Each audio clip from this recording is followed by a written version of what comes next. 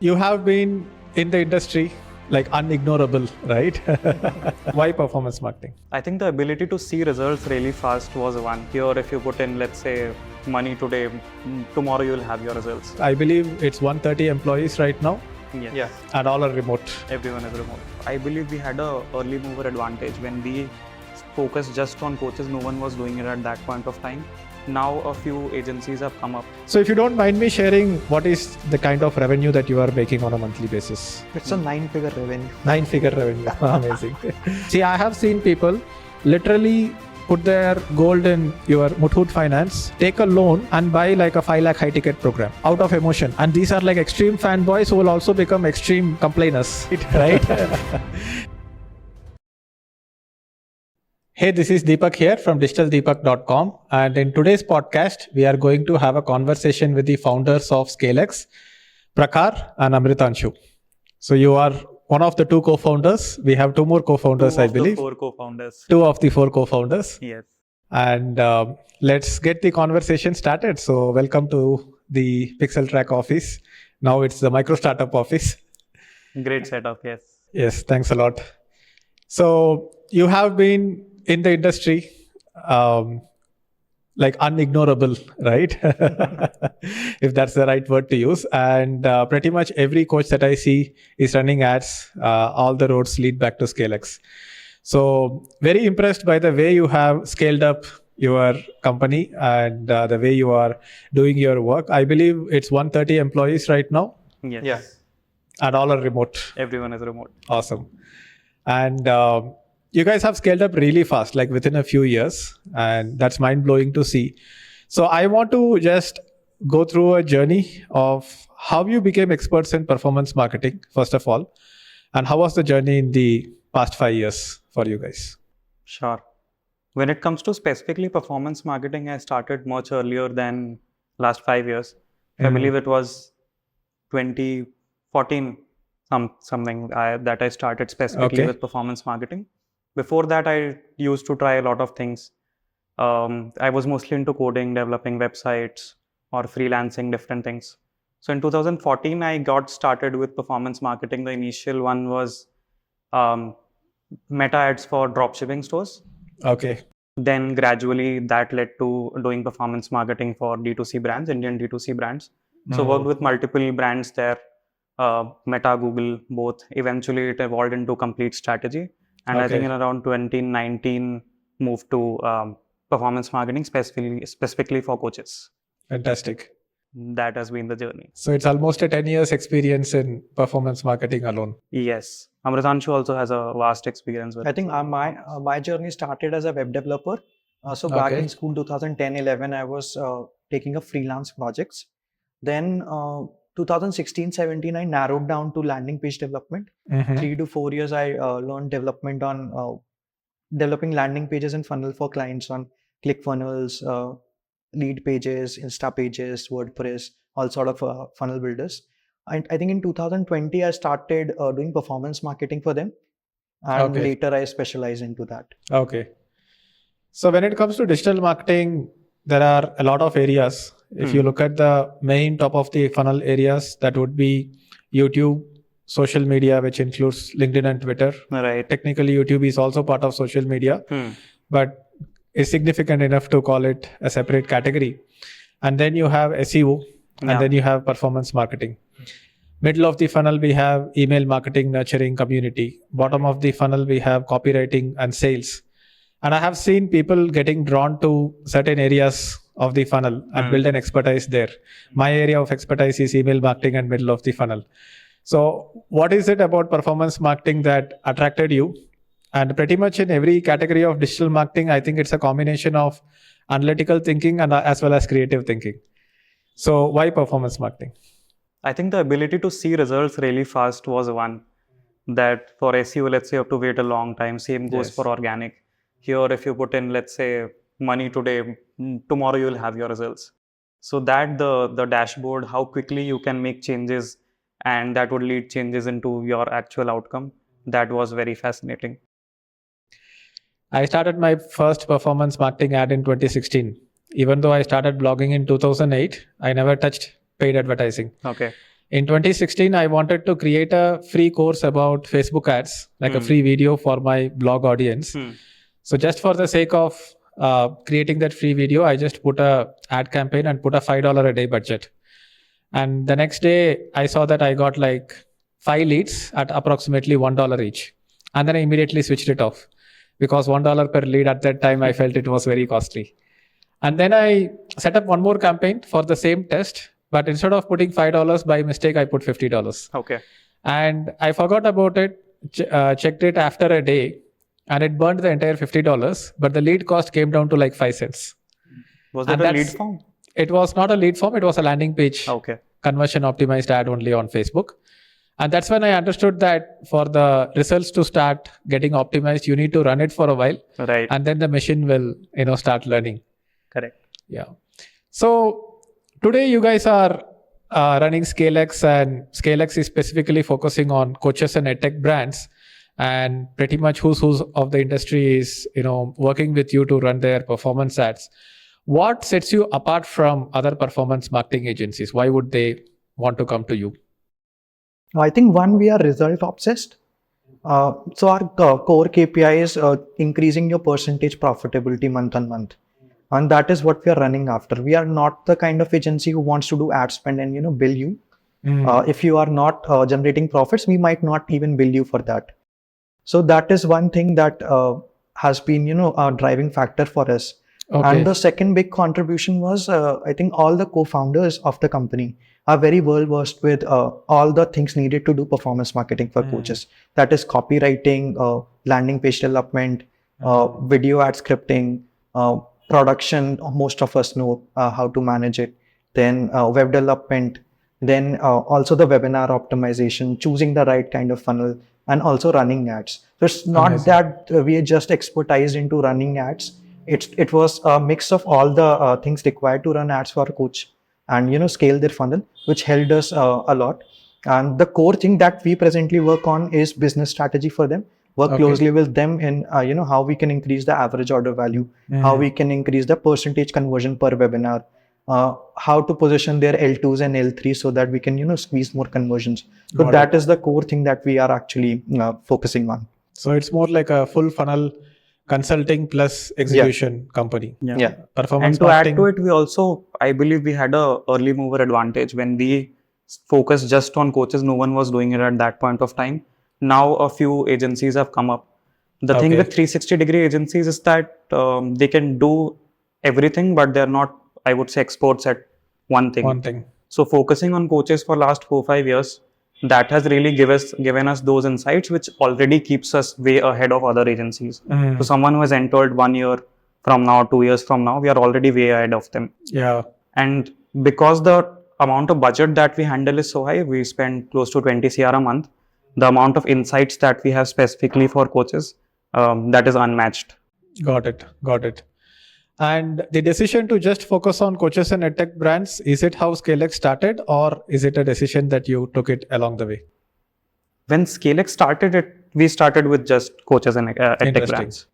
And what attracted you to this particular industry? For me personally, it was a couple of things. One is that working with coaches, I used to find that more meaningful. I always used to have that, what do you call it? I was not a fan of the Indian education system. So speaking to clients of coaches was very gratifying. Okay. If I would, let's say, call a client of a coach to take some feedback, I would expect that this call would end up in 5 minutes. They used to go on about, let's say, 30 minutes, how their life changed because they took a public speaking course. Okay, so got it. The other aspect was that as a business, when we work with coaches, with D2C, we used to face a lot of struggle. If you have to, let's say, change the color on the landing page, one button, it would go through 7 steps of approval. With coaches, the amount of control that we have on their business is very high. The landing pages, the webinars, the ad scripts, the production. Even if we ask them to make a new product, they would make it. So since we are controlling such a large portion of their business, we are contributing in that sense, we can also demand that sort of fees. Yes. So business wise also it made a lot more sense. If it is an e-commerce store, then they will have something called brand guidelines. Yeah. Yes. And even changing a color of a button is like, such a long process. You can't like Right. test it fast. Don't ask us for reviews. I think if we are making a landing page or any creatives, they even don't like do a review of that. Yeah. They're fine with whatever we are doing. Fantastic. So that freedom is also amazing here. Makes sense. So now let's talk about the funnel that coaches build, right? Most of the coaches out there run a workshop for 99 rupees. Yes. And without pointing out anyone specifically, on an average, if somebody has to get a conversion for 99 rupees, what is the acquisition cost like today compared to 1 year back or 2 years back? I think it mostly depends on your niche. So let's say a coach in the dating niche, which is very new in India, might get a good CAC of around 200, 250 bucks. Someone in astrology can end up with somewhere around 350 to 400. Someone in skill development might get 700 to 900 for a 99 rupee ticket. And someone in the business niche might get 1200 to 1500. So it depends on your niche a lot. And let's say 2 years back, it was 30% less. Okay. In general for all the niches. But today the costs are rising because the competition is of attention, and your competitors are content creators, influencers on Instagram and social. So why they should not watch their content and watch your ad is the big question for them. Correct. When I started in 2016, I sold my first course. I used to run ads for my free digital marketing course where the lead cost was around 5 cents. So around maybe 3.5 to 4 rupees. And I sold my first course for like 2,000 rupees. Okay. Right? 1,000 rupees was like the pre-order value. And then after that, I sold it for 2,000. I made around 2.5 lakhs in revenue with the first course. Nice. Reinvested everything back into lead generation. Launched a Facebook ads mastery course, made 4 lakh. Reinvested everything back, then made 8 lakh. Then next product launch made 20 lakh. But then I did some mistakes. I tried to expand into an agency, started burning some money, built the wrong team. And the focus shifted a little bit, but again, I got back to the level of focus that I had with just coaching and everything. And 2018, 2019 is when I started selling via webinars. And then I increased the price to around 15,000 rupees. Okay. And if you are selling anything up to like 5,000 rupees, you can sell it on a landing page. Anything like 10,000 rupees, maybe a landing page with a video, sales video. Something like 20,000 rupees will only sell on a live webinar. And if you are increasing the price above 50,000 rupees, now it's only selling via one-on-one sales call. So now when you say that a business coach might be spending anywhere between 1,200 to 1,500 to get a single conversion, what's the point of making such a big loss in the top of the funnel? So the conversion that you are paying 1,200 for is for a webinar. Now, a business coach cannot help you in a 2-hour webinar. You need to associate with them for a very long duration, probably 9 months to 12 months. And those program costs upwards of 10 lakhs. Now, to sell those kind of program, they have to generate a lot of trust, and they need to have multiple touch points with the client. So the first touch point is generally a webinar. Then from a webinar, there are 2 to 5 days workshops that they sell, which you can enroll for. From there, you can enroll for a longer program if you're getting results from the 2 to 5 day program. Let's say you enroll for a 2-month program with them and their team. And if you feel like you want to continue your journey with them, then you can enroll for their high ticket program. So what they're selling on the front end is basically a lead magnet today. Yes, it's a paid lead magnet. Yeah, it's a paid lead magnet where you can pay just rupees 49.99, whatever amount you want to pay, cost less than a movie ticket. And you can see whether you resonate with the brand, whether resonate with the person, whether you like their teachings or not, and whether you want to continue your journey with them or you want to choose a separate path. Got it. So you are basically spending money to get their attention, not their money. But only if they pay money, they will pay attention. So that's why free webinars don't work. Yeah. Right? Free webinars have started to work. Last 1 year has been really fantastic for us. Okay. There was this notion that was coming in the industry in the last 2-3 years that probably free webinars are dying and those funnels are dying. But in the last 7-8 months, we have seen massive success with free webinars as well. Okay. But the show up rate will be slightly less than for the people who pay, let's say 99 rupees or 499. Yeah. So we basically have figured out our problem. that the show up rate was a bit less. And I was closely working with one of my clients called Vikram Anand. Now, he used to have a funnel where he was selling a 2000 rupee course from a free webinar. The good part about that funnel was that he had set up an automated webinar which was happening 3 times a day. Okay. So that was giving a good show up rate above 40-50% at times. So I'll just show you that landing page. Sure. I've opened it. Now this is his Dream Job Masterclass. Okay. Now if you click on register for free now, there are 2 sessions lined up today at 7 p.m. and 9 p.m. And there are 2 sessions happening tomorrow at 11 a.m. and 3 p.m. So you can pick whatever suits you and go for it.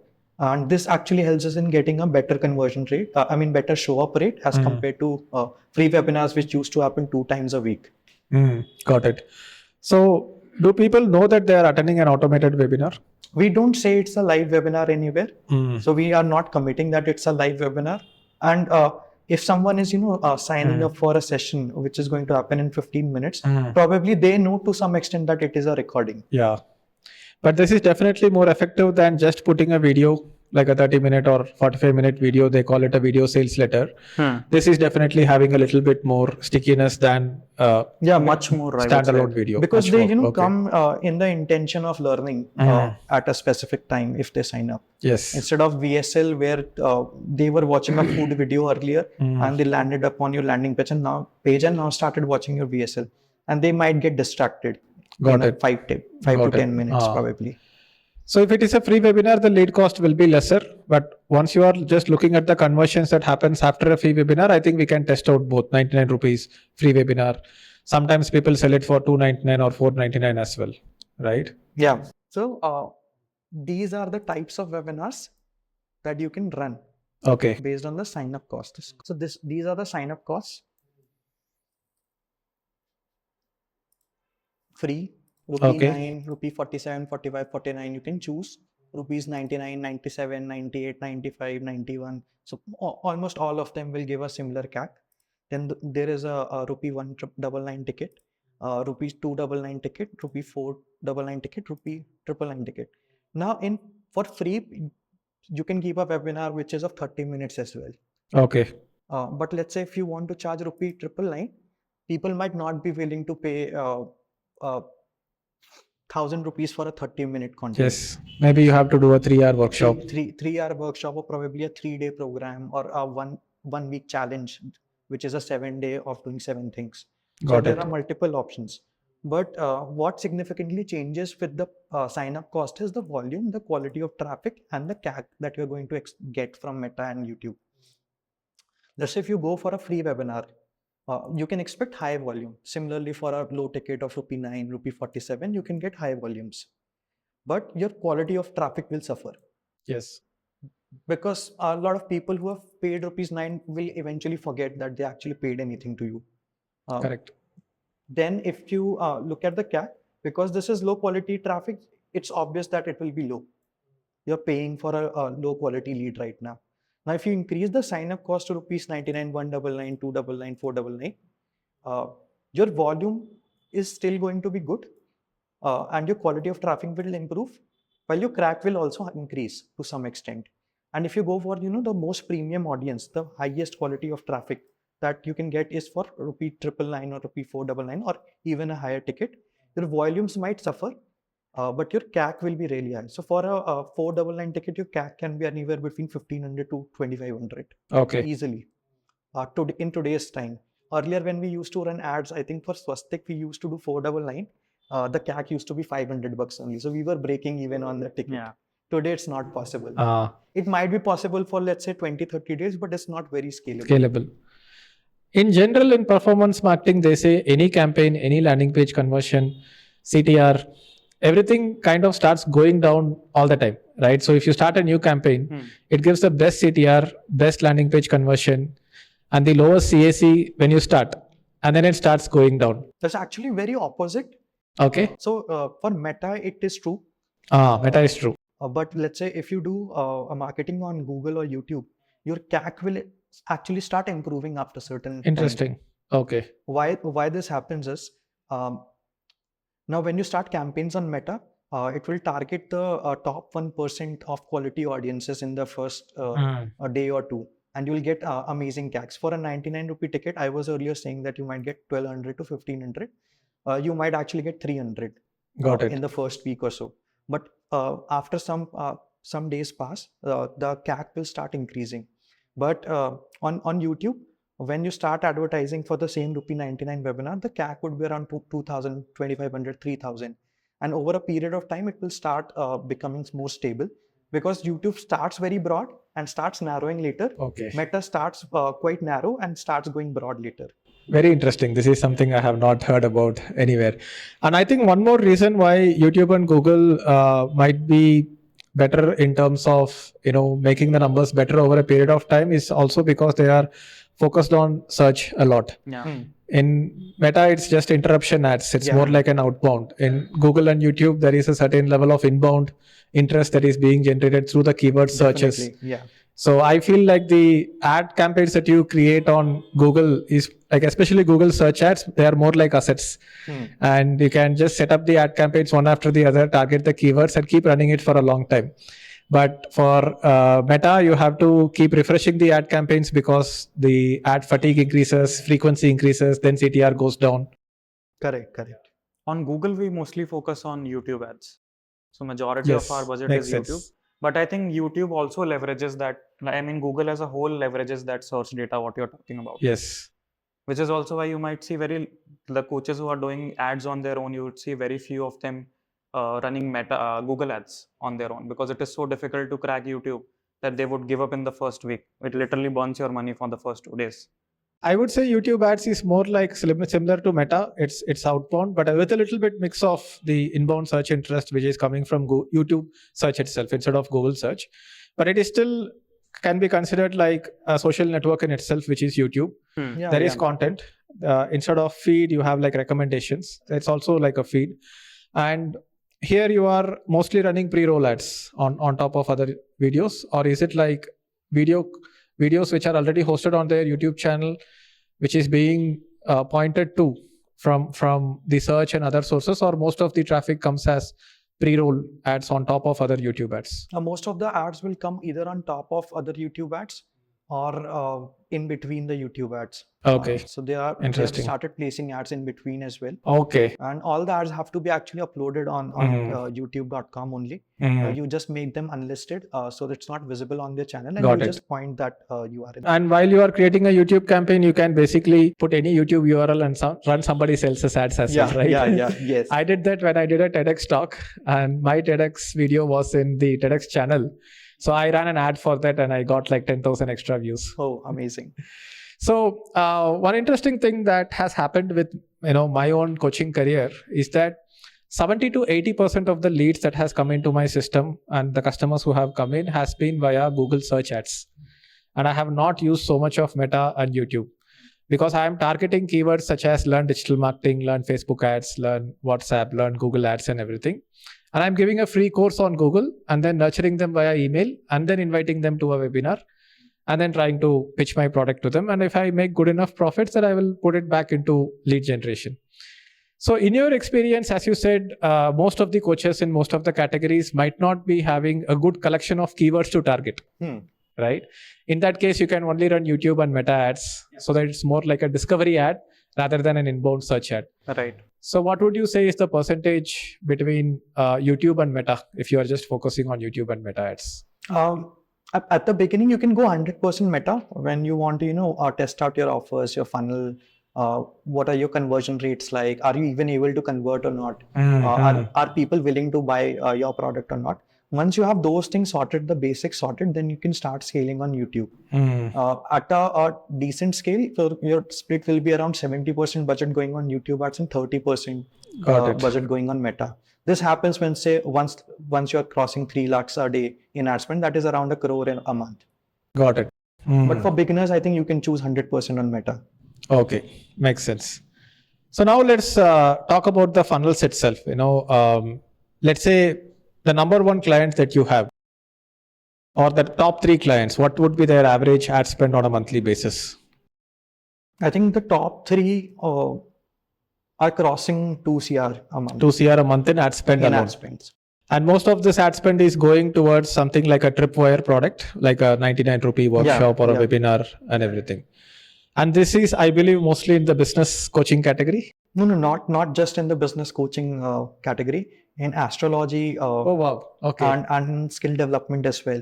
Okay. And astrology can be set aside as an exception. But otherwise, if you look at the three major niches, which is health, wealth, and relationships, I believe anything in the wealth category would be the one which is most sustainable in terms of spending that much amount in ads. It actually depends on the backend Okay. that you have. So let's say there is Coach A, Okay.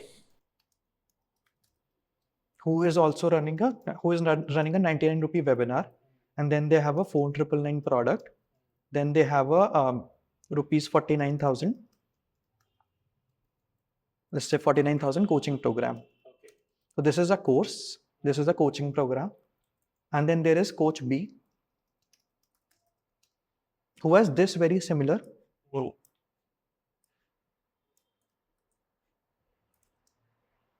But also has rupees 2 lakh rupee a 2 lakh rupee product. Like a high ticket product. Yeah, a high ticket product. One more zero there.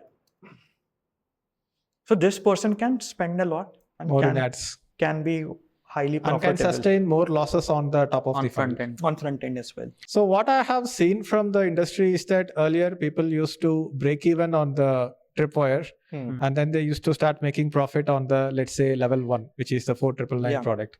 Now people are breaking even on the 4,999 product and starting to make profit with maybe the level 3 product. Correct. Do you think the market will eventually go to a level where some coaches will be breaking even on the level 3, or breaking even at least operationally wise, not just in terms of the ad spend wise? So if this keeps happening, as more and more competition keeps coming in, and it makes it more and more difficult for the new entrants to survive, where do you think this is going? I think in the next 2 years, most of them will not be making any money on their L1s. Probably they'll have to survive on their L2s, and they'll have to also find new ways to sell. So they cannot entirely rely on Meta and YouTube. They will also have to push their organic a lot, so that they can acquire customers from there. They might also have to focus a lot on the nurturing aspect. So probably someone who is acquiring rupee 99 lead is not nurturing them at all today. But in 2 years time, you will have to find a mechanism to start nurturing them a lot, stay connected with them. Probably newsletters and community. Yeah, probably make an app and get everyone who has paid for any of your program, let's say even your 2-hour workshop, on that app, so that you can start pushing content to them, and some of them will become buyers in future. Got it. Makes sense. They'll also have to innovate and break the pattern to reduce their CACs, which is what we have been able to do recently. Because with our production house, the creative is one aspect that plays a very important role in your front end CAC. So now that we have our own production house, the kind of quality that we are able to create, the kind of content that we are able to make. For some coaches, even let's say on a 3 lakh per day budget, you wouldn't imagine that if you scale beyond that, your CAC would go down. It would increase only. But let's say with the kind of content we are creating, it has, even at that budget, it has come down for people. So innovation in creatives would also be very important. And I basically see the ads itself as content only. That is what it's content that is boosted content. Right. Like earlier in Facebook pages, you just have this boost post feature. This is just more sophisticated boost.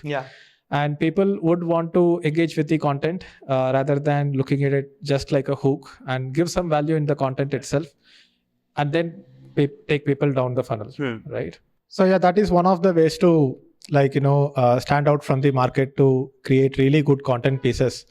Have you also tried boosting a video or making a video into an ad which is more like a 5-minute or 10-minute video? When it comes to the ad copies, what has really worked best to get the attention and to increase the CTR, reduce the CAC of the level 1 product or level 0 we have ad? tried longer videos as well. We have tried all sorts of ads. We try shorter ads, longer ads. Majority of our spends goes on ads which are around 1 to 1.5 minutes, with a 5-second hook, 30 seconds of some content, and then 30 seconds about pitching the webinar. It also depends on your offer. So let's say if you have a free webinar, even a 30-second ad would work. If you're selling something at maybe $4.99, you might need more convincing. If you're selling $9.99, you will need more convincing. So the length of the video might have to increase there. Got it. So that way, a lot of people are now trying out ads which are like on your face, suddenly like a big pattern interrupt. Yes. Like, have you tried ads like that? And what's your opinion on such ads? Generally, what works? So pattern interrupt also needs to be relevant. If you're doing a pattern interrupt and for 15 seconds, or let's say after the pattern interrupt, there is no context about what it is, then the algorithm then anyone and everyone will keep watching till, let's say, 15 seconds. Now the algorithm is getting that data that this is for everyone. So if you do a pattern interrupt where you also repel the wrong audience in the first 5 seconds, that is very important, so that the audience, the kind of audience that watches the longer duration of the video is relevant.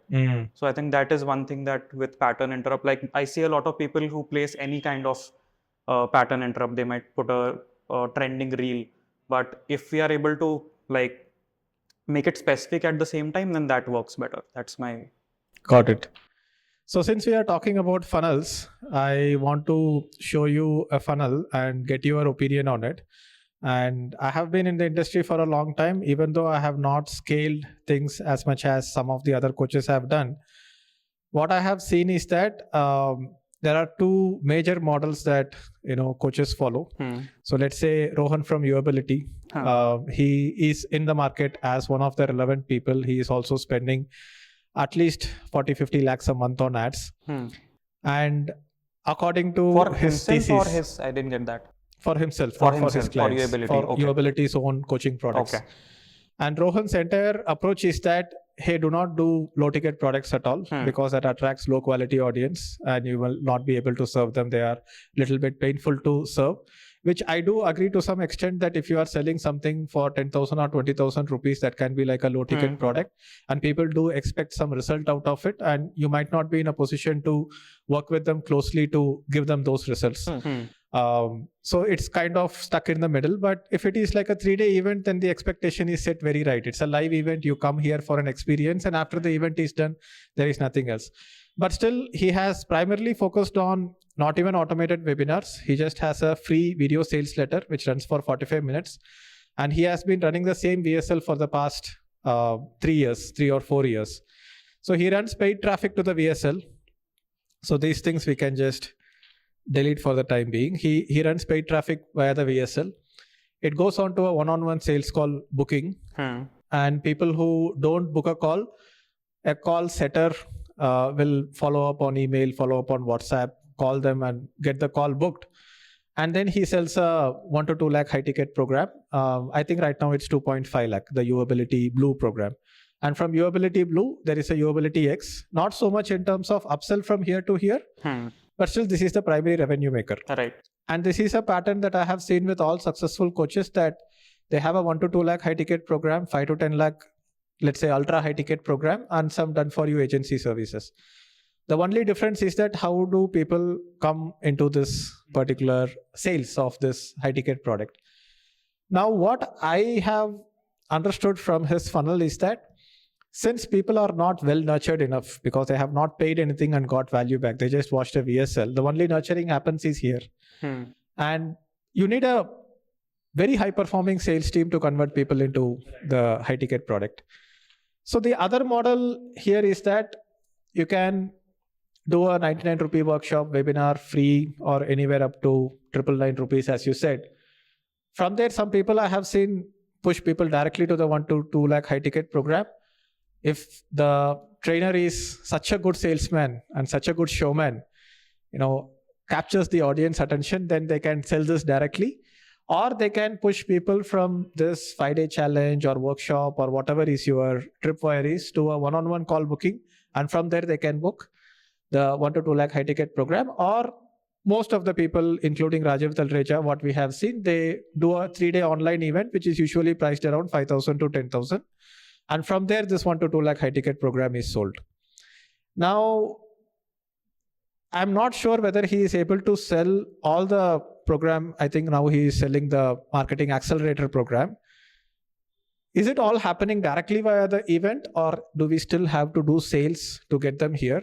And what I have seen is that Rajiv Talreja is probably the only person who does both. A lot of people who enter the 99 rupee workshop and they do not convert for the 3-day online event, or they do not show up for the workshop at all, they still continue getting email newsletters because I get his email newsletters. And from the email newsletter, it directly goes to a VSL. From the email newsletter, he is not pushing people into these live engagements. So I feel like there is two models which both seems to be working. Some people just follow the workshop 3-day event high ticket program model. Some people follow the video sales letter, one-on-one sales call booking high ticket model. Some people do a combination of both. So what would be your opinion and thoughts on this approach? So one is that the first model that we discussed, the VSL one, it is highly dependent on your sales team and how good they are. Yes. Now, in the webinar workshop model, it entirely depends on the coach, how well they can deliver the content. Now, when you come to a sales team, let's say a good salesperson can take 20-25 calls a day. You'll have to continue increasing the sales team and continue training them in the future to be able to extract similar conversion rates. While with the webinar workshop model, you only have to invest your 2 hours every Sunday or whenever you plan to do it. And that does not change even if the room has 10,000 people. Got it. So yes. that is because that is very scalable. Yeah, that is very scalable. It's one-to-many sales. Correct. That is one primary advantage of the first model. And let's say if you have made money with the first model, that is the webinar workshop model, you can start building a sales team gradually. It requires a lot of training, putting in your values in them because they are going to be your face in front of your client and customer. But they don't missell anything. They don't cheat the customer. There are a lot of nuances there. While in the webinar business, you just push a payment link. They'll buy, they'll not buy, your choice. So earlier I was showing the landing page of this person, Vikram Anand, whom I am working very closely with. You'll be amazed to know that he is also spending 40 to 50 lakh.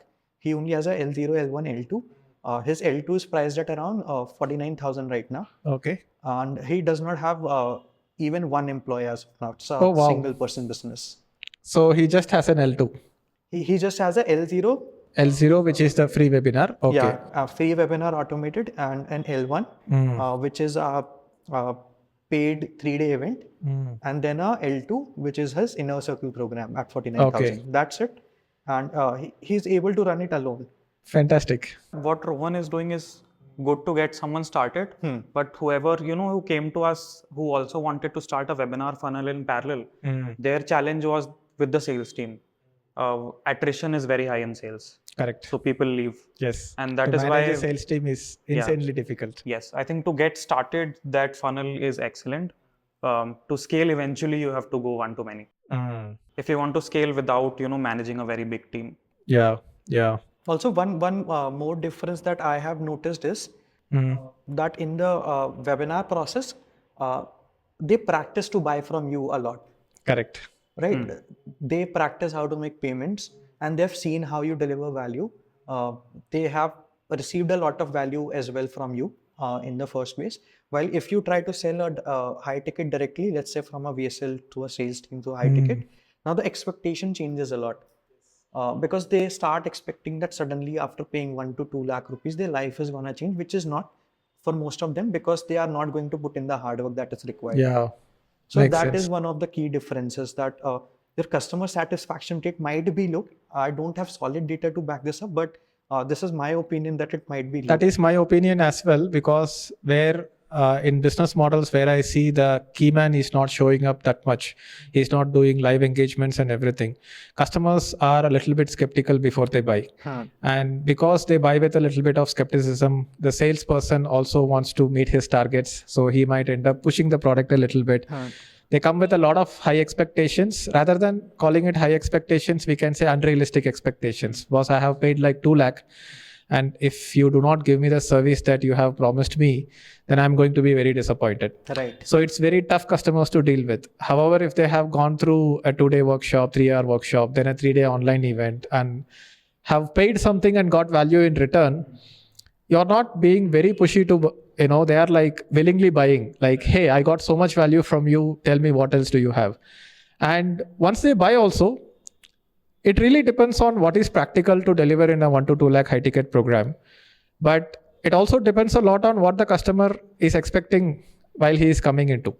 And if the expectation is very high, no matter how much hard work you do in delivering value, they are still going to be disappointed. Right. So in this funnel where you have already nurtured the audience through a workshop and a 3-day event, customers are a lot more forgiving. Yeah. Even if they had a little bit of high expectations, but they're still okay. I think I have got enough value from this person, and the person is the product. Like, they are fans of this person, which in the direct sales call and directly sell 2 lakh product, the fan base does not build. And education, I feel, is a very perception driven game. For example, I have this 15,000 rupee program called the internship program. Hypothetically, if I go ahead and give it out for free, nobody is going to buy it. And if I give it out for free without putting my face as a brand there, even if somebody is buying it or downloading it for free, a lot of people pirate the courses, they never get the results. Why? Because it's not just about the content, it's about the person. So if somebody wants to become a digital marketing expert, he's inspired by me. And when I teach it, he is taking it into more seriousness and more value, because of which he will get the results. The same content, if he gets it for free or with a faceless brand, then because he does not have trust on the person or that inspiration is not there, then he will not get results because he won't implement it and take it seriously. So here it's always like the personal brand is the product, where it does the heavy lifting of the entire scale of the business, right? And in the lower ticket programs, they give so much of value that the person is already amazed by that. We all, like, whenever a coach is thinking how to craft that product, Yes. if let's say they are charging 99, they'll think how to give value worth 1,000 rupees. If they are charging 499, how can it be worth 50,000? We learned so much about business just by writing content for Rajiv. Exactly. And the PACE program is like amazing. Like, if you just we were blown away by the amount of value we got. Yeah, earlier I think you had a question how we were able to scale very quickly. I think we give a lot of credit to Rajiv and his PACE program. Definitely. Oh, okay. We went through the 3-day program at a very early stage in our journey. I think 4 or 5 months into ScaleX is when we first did it, and it gave us a lot of clarity on what to do, what not to do, and how to do it. Interesting. I also used to think that the people who do video editing are the guys who are learning the most, because they are going through the same video over and over again, editing every part, and they are learning for free. Also, the guys who do the video editing work or the video capture work for mastermind events. So, I have a friend, he's also a customer, he's a partner, he is also my client, I am his client. So he is pretty much doing the video production and editing for many mastermind events that is happening across. And we pay like 10 lakh a year to be in these mastermind events, and he is sitting there and learning all this. And then he probably puts more concentration than me, because he's sitting and editing the footage also. Right. So yeah, interesting. So that way, I think we are on the same line in terms of thinking about, why high ticket only is necessarily not a good thing, right? It can backfire if it is not done very carefully. And one more thing that I want to talk about here is that, as you said, as the industry is evolving, somebody is paying 99, 499 or 999 for a one-time engagement. And tomorrow, as the market gets tougher and tougher, the way I look at, how things should be done, and the way I would do it if I am developing my own business coaching funnel, which I am working on, is to take some inspiration from Siddharth Rajshekar's model. Because Siddharth Rajshekar does not charge anything less than 1,000 rupees, like 99 or 499 for the webinar. He does it for free. It's an automated webinar. Sometimes he does it live. And he sells a 5,000 rupee program for, probably acquisition cost of 5,000 itself. But once people pay 5,000, they are not just getting one 3-day workshop or a 5-day challenge. They get a membership in which he is constantly nurturing them until they are ready to buy the next 1 to 2 lakh high ticket product, which he calls it the diamond level. So my thesis is that people are busy. We look at clicks, numbers, email IDs. But when you do meetups, when you meet people offline, you can understand that they have so much trouble in their life. Like, mom is sick, grandfather is hospitalized, trouble with wife or kids or whatever. And we assume that, they will sign up for the workshop. We think that, okay, 100 people signed up for the workshop, only, 50 people showed up, 50% show up rate. But bro, these people did not show up because they probably have something going on in their life. They paid for it, but it's not like they're just lazy and wasting money. Something busy happened in their life, which means that it's not like people come into the funnel, they either buy or don't buy. They are maybe not at the right position and time to buy right now. They might buy 6 months later, they might buy 1 year later. And if you keep nurturing them for that 1 year, you don't need to pay a premium, probably 20-30% higher, because the market is even more competitive. Yeah. They are already in your funnel, you have already nurtured them, and they are ready to buy when they are ready to buy. So until then, what Siddharth does is that he does 2 live engagements every week for the people who just paid 5,000. So one is like a hackathon where he gives some assignments, there is a gamification there, and one is just an inner circle call. They also get a community and they get some course material and everything. And they feel like this is 50,000 rupee worth. And because it's like scalable thing, right? It doesn't matter. It's not a Q&A kind of mastermind AMA session type. It's more like a broadcast call. Yeah. So it does not matter whether there are 50 people, 500 people or 5,000 people in the call. He can keep adding people to this, keep nurturing them over a period of time. And they are so well nurtured that he does not need a sales team to sell the 2 lakh product. He just presents it and people are like, okay, I'm ready to get to the next level right now. So my thesis is that rather than charging 4,999, charge 999 so that you can have as many people in this membership as much as possible. And instead of just doing one workshop every week or once in 2 weeks and letting them access only that, you are going to probably not just have one piece of content to deliver. The same content can be repurposed and you can give different perspectives on the same content. Like for example, if you think about, let's say, digital marketing, top of the funnel, middle of the funnel, bottom of the funnel, how to get a digital marketing job. So why not charge 999 and keep nurturing them and tell them that this is a membership where you get a weekly coaching call for life. You can do it for lifetime. I mean, maybe for your lifetime, not their lifetime. Right? Or of the life of the business, right? You can put a star there. But it doesn't matter whether people are attending, not attending. So I remember registering for Finance with Sharan workshop. I keep seeing his ads. I have seen his podcasts. I have seen his Instagram reels. I respect him for what he does. Even though I don't agree with what he teaches in terms of investing, I respect the way he is conducting his business. So I registered for 499. Now he probably spent more than 499 rupees to get me to pay 499. Now I did not attend his workshop. It was Saturday 4 p.m. Something came up. I went out. And then I thought I will do it next week. So next week he was doing the same thing again. But I was not allowed to do the live event for the same price I have already paid. But the support team said that, hey, no problem. We will just do it for 99. So if you want to attend it again, you have to pay 99. I paid 99 also and again missed it. Now I'm thinking that what if he had made like a 499 rupee membership? Anyway, he is continuously doing these workshops, probably twice in a month or once in a week.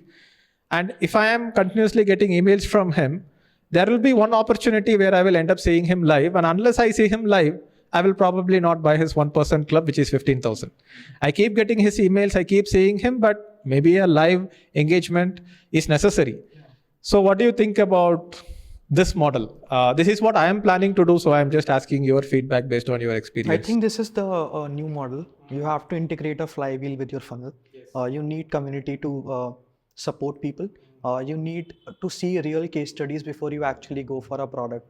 So I think this is the future. What you're trying to do is going to be, let's say, followed by a lot of people in the coming days, because you need to keep in touch with all the people who even paid rupee 99 for a very long duration. And probably your email newsletters and app would be very helpful, and a live call if you can offer them. And a community so that people can interact with each other. This is something which a lot of our clients are already doing. Okay. Not at L0, but at their L1. So if you join their, let's say, 5,000 or 7,000 rupees product, they will keep inviting you to the webinars. They Yeah. might do it on different topics. And what Siddharth has built, like the showcase model, for example, that is also what a lot of people are following, and they're doing great with that. Yeah. So maybe makes sense. eventually they will move from doing it for their L1 community to L0 also. Yes. They might have to do that. Exactly. But what he has built is truly amazing. Yeah. I would say majority, maybe 99% of our clients have been his students at some point of time. Exactly. So what he has built is amazing. He's generous enough to keep sending people to us as well. Okay. So Fantastic. it has been great in those terms. Interesting. So when I started, Siddharth was yet to get started, and we used to be in touch with each other. We were friends since 2016, and we both gained from each other a lot. Obviously, his level of work ethic is next level, because end of the day, being a coach in this market, you can only, like, end of the day, you can have the best agency doing performance marketing, you can have the best high ticket product, the best team, but unless you are outworking everyone, you are not going to stay relevant in the market. Like, look at Rajiv Talreja. He is like a machine. He can talk for 3 days in a PACE program. And earlier, I used to I attended one PACE program which was offline. And he used to charge 25,000. Where did you attend that? It was in Bangalore. And it was in a 5-star hotel. I forgot which hotel it was. I think Lalit Ashok, maybe. And his top of the funnel was the Success Gyan events. And from there, he used to sell this 25,000 rupee PACE program, give the book as a bonus, one pen drive as a bonus. And then people used to sit in the 5-star hotel for 3 days. And probably he broke even only in that level as well, because 5-star food, the venue, the preparation, all the AV equipment. And I think COVID kind of accelerated this process to transition into digital. And now he's probably like, hey, why do I need to do offline events? Maybe I can do offline masterminds for my highest level customers. Because earlier the Success Gyan model was that I think he's still a partner in Success Gyan. I'm not too sure. But I know for sure that back in 2017, 2018, Success Gyan was the partner who brings in the audience and fills up the room. Yeah. And Rajiv Talreja would sell his business space program there to the event. And we did Digital Masters Conference as well. In Digital Masters Conference, it was a digital marketing event where Rajiv Talreja also had a 1-hour slot where he upsold his business space program. And Success Gyan would take a commission or a significant commission out of it, because Success Gyan probably losing money, just like we lose money here in the L1. They would charge something like 1,000 rupees for a 1-day event with multiple speakers. And they would lose money on it because they are giving food, arrangement and everything. And that is a level of logistics which the coach cannot do it himself. Now coaches have Zoom, right? So that way you needed somebody like Success Gyan to do the offline arrangement. They used to advertise in newspapers, and they had this specific deals with these hotels in Mumbai, Hyderabad, Delhi, everywhere. And you cannot pull it off. It needs a team of like 15 people for AV and entrance, tickets, arrangement, everything. And now, because COVID accelerated this process, I think it's now kind of obvious that, hey, we don't need to lose money to hotels, we will lose money to Facebook, right? Not just accelerated, it forced many people to come online. Yes. They would have not thought. I think it was same for Success Gyan as well. Yes. Success Gyan also completely moved to the online model. And I don't see many of those top of the funnel events anymore where you lose money on the event, because that also will increase, right? Earlier, you might have spent 1,500 or 2,000 rupees to get one person paying 1,000 rupees to come to a 5-star hotel, get lunch, snacks, everything, and then have all the arrangements done. We still manage one of their, apart from advertising for the other coaches, we are still running one of their offline event as well, right? MMI, I believe. So for that is one offline event that we are advertising for. Apart from the regular coaching business. I think certain models will continue working for a long time. But I see more of the events being focused more on high ticket customers. Like if somebody is paying 2 lakh, then you have like a mastermind event once in 6 months or once in a quarter. And for that, obviously, you will break even with the event cost. You don't need to necessarily spend or lose money on the event. So yeah, very interesting how the market is evolving, and thanks a lot for sharing your thoughts on the specifics of the funnel as well, which will be helpful for a lot of new coaches. And now let's talk about your own success as an agency and your own growth as an agency. I'm pretty sure that you would have started with 1 to 2 clients, and then you were not sure that whether you will reach this place where you are in right now. So I want to ask about when you went from, let's say, a few clients to double-digit clients, and then you had to hire more people. What are all the challenges that you went through, and where was the biggest difficulty in doing that scale? One of the very big challenge that we faced at a very early stage when we were 4 or 5 people was people did not used to trust us in terms of whether this company is real or not. So that was one key challenge. And for how some do you convince people that we are a real company? For some of them, another blocker was that they're offering money. Plus, you don't have to move to Bangalore or anywhere. You can work from wherever you are. So it's a remote plus a job which pays good. So people were thinking that this is too good to be true at a very early stage. Okay. How did we convince? Because I think to hire people, not to get clients. Yeah, to hire people at the when we were single digit in terms of people. Then I think when we had 7 or 8 people, we got onboarded with Rajiv, I think at that stage. So that was one turning point for us, that most of our employees recognized Rajiv Talreja in some form. And they started believing me, okay, when these guys are genuine. Rajiv Talreja is our client, that is where you borrowed the credibility from. Rajiv and Ankur were the 2 faces that helped us a lot back then. So many people, I think one person was telling, till the time I got my salary, I didn't believe that I'll get it. Okay. So that was, in terms of hiring initially, that was one challenge. In sales, it was not a challenge as such, I would say, because if there is a client coming to us and if we are doing an audit for them, it is like a 90% close. Okay. So because in the audit itself, we used to give so much of value that they was convinced that they have and to. And you don't charge for the audit? No. We didn't. Now we don't have to give an audit as well as such, because they are convinced with our client and the case studies that we have. And slowly it's compounding, right, with podcasts and... Podcast we have just started. I would say 98% of our clients is referrals. Okay. So after we cracked the first 10 through, let's say, cold reach outs and then getting them to an audit, almost everyone else is a referral. People keep referring us. And whenever we start ads also for ourselves, I think we run it for 1 week and then we pause it, because we get so many leads that we have to figure it out, filter those people. So we run ads for 1 week or maybe 2 weeks at max. And in that itself, we are able to close people for the next quarter. I will help you with an email marketing funnel to keep nurturing these people. Definitely. Would and when you expand, your clients are ready to sign up. Would love that, yes. Yes. So, as you said, you got these clients just by purely reaching out to them. Like, for example, Rajiv Talreja, you just mailed him or reached out to him on social media, or was it through a reference that you reached out to him? I think he found out about us in some way. Okay. I don't exactly remember, but Chetan, I was connected to Chetan from his team, and that is how we engaged first. Got it. So otherwise, you are running paid ads to get clients itself. That is very B2B recent. clients. That is in the last quarter, I would say. Okay. Till the time we scaled to maybe, I would say 70 clients or something, it was purely cold outreach plus referral. Interesting. The community is small, so everyone knows everyone. So our clients keep referring people. And we also, when we reach out with case studies, the response rate is quite high. We reach out to very specific people, even if we have to reach out. If we are seeing an ad of someone consistently, let's say for a long time, we think that his product is great, then we might reach out on Instagram or LinkedIn. Ads have been very recent. Interesting. That is one of the things that I keep telling a lot of my students who want to become freelancers, who want to become agencies or build agencies, that significantly the way you are going to get clients is based on your expertise.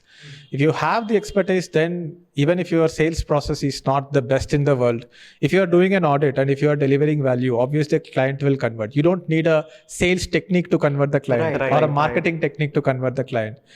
The marketing, branding and sales is more for B2C than for B2B, because B2B, you have a product, then it's kind of sold, right? Right.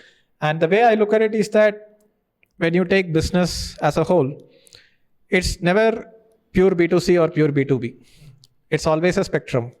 If you look at the left end of the spectrum, you can think about like a pen, which is a 10 rupees pen. You don't need a marketing funnel for that. You just need branding and you need positioning and you need distribution. So chocolates, FMCG products, pens, this will all sell without like a funnel. If you are looking at the right end of the spectrum, let's go from FMCG to B2C to B2B to enterprise to B2G, let's say business to government. SpaceX is launching satellites into the orbit. Malaysian government wants to put a satellite in the orbit.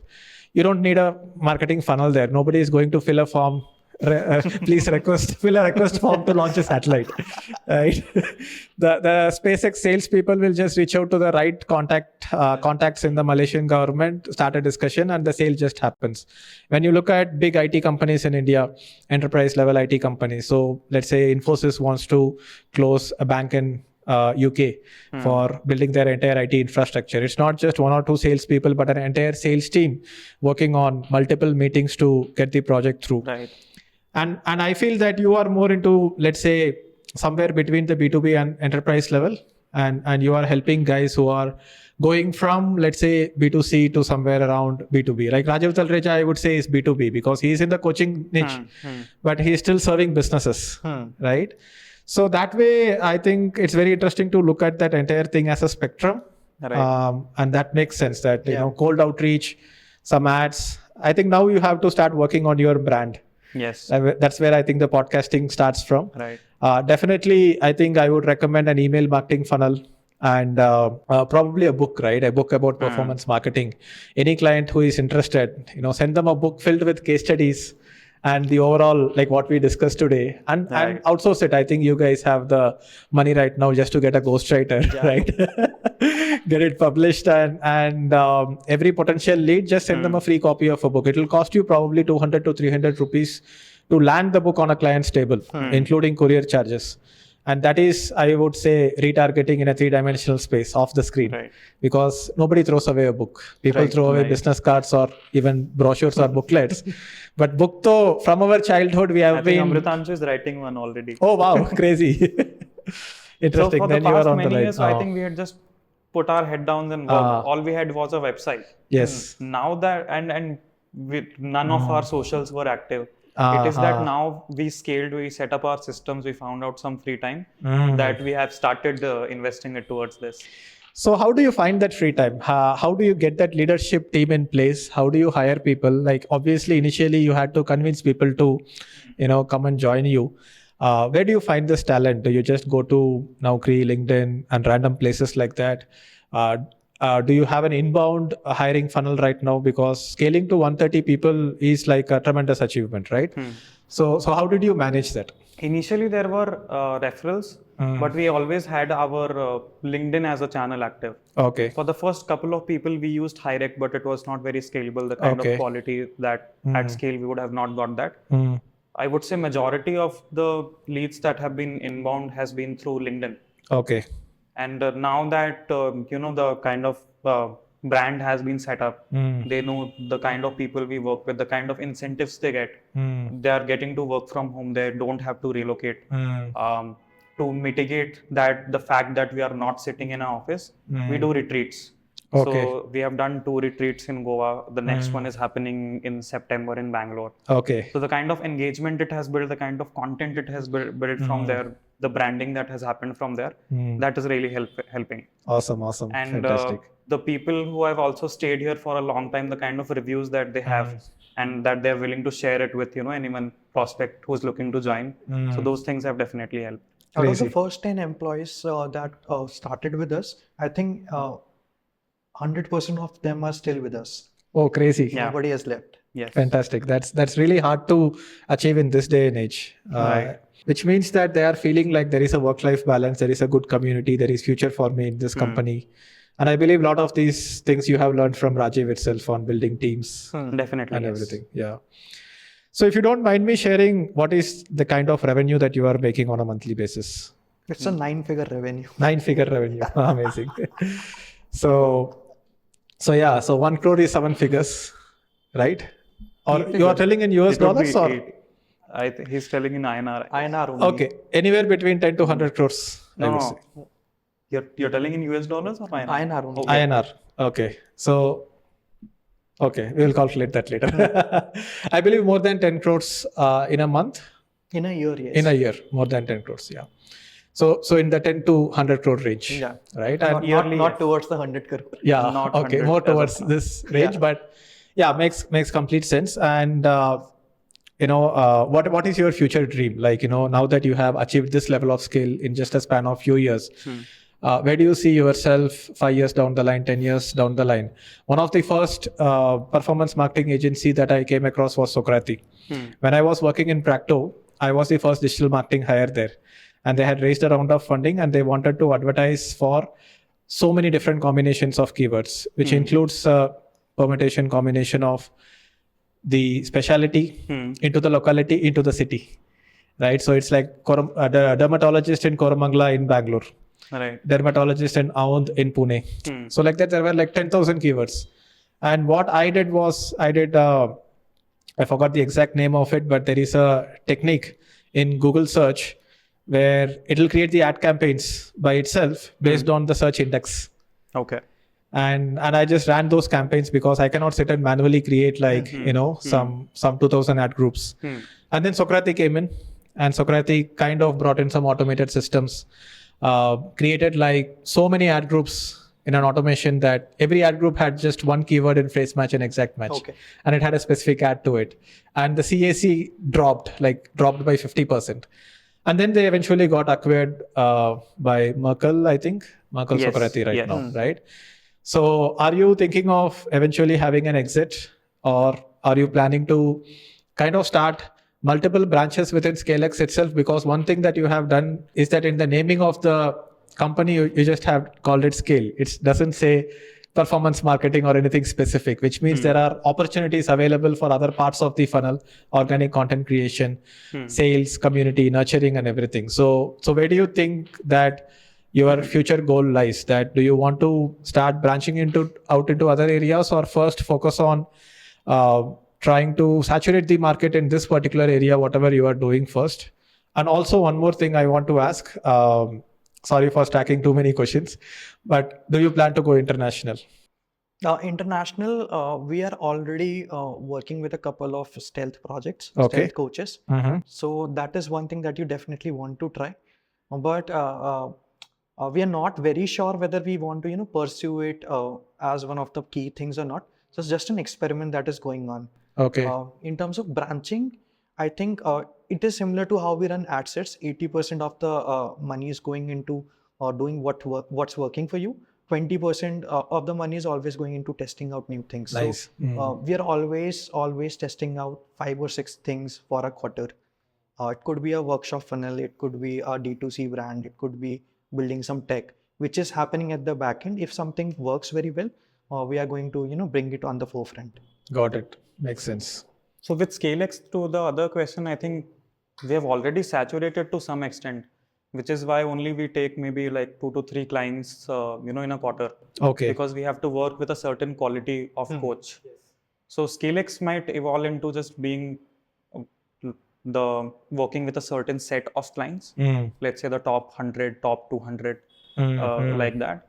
And we are experimenting with other businesses also. So a few of our founders, partners, they have experience with D2C.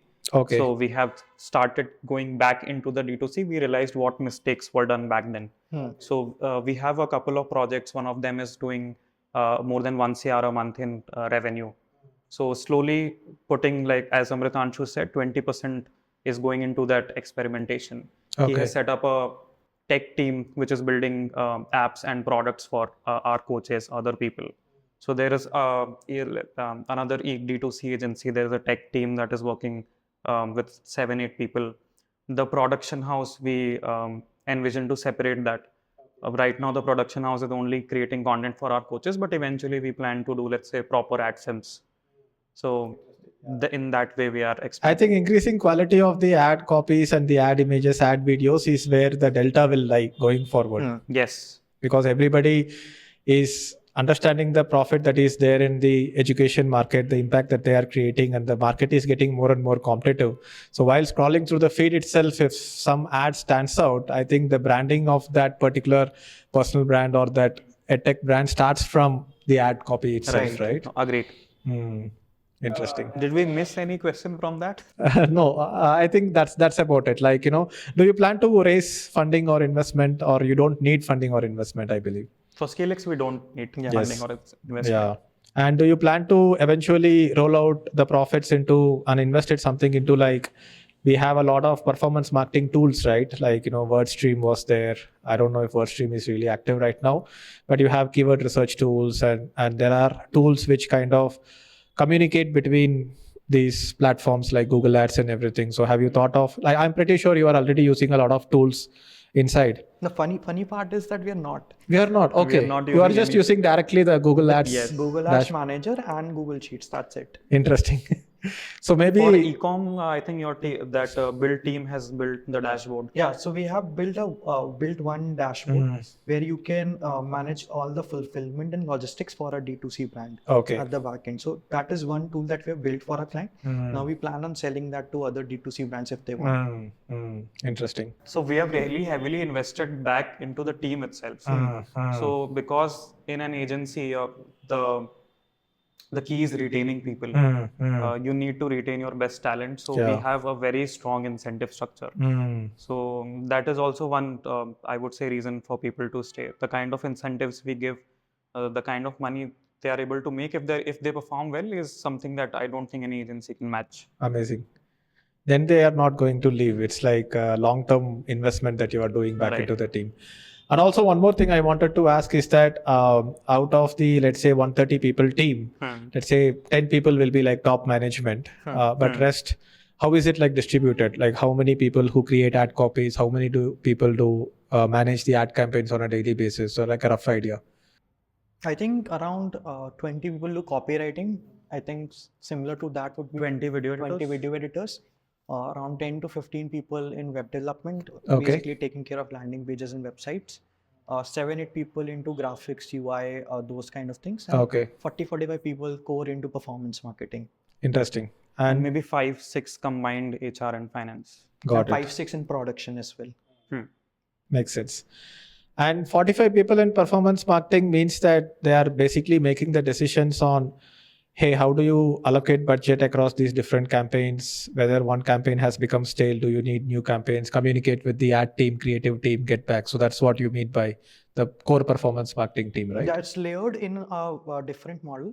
So we were studying how top companies are layering their employees. So they have a L1, L2, L3, L4 till L9 probably.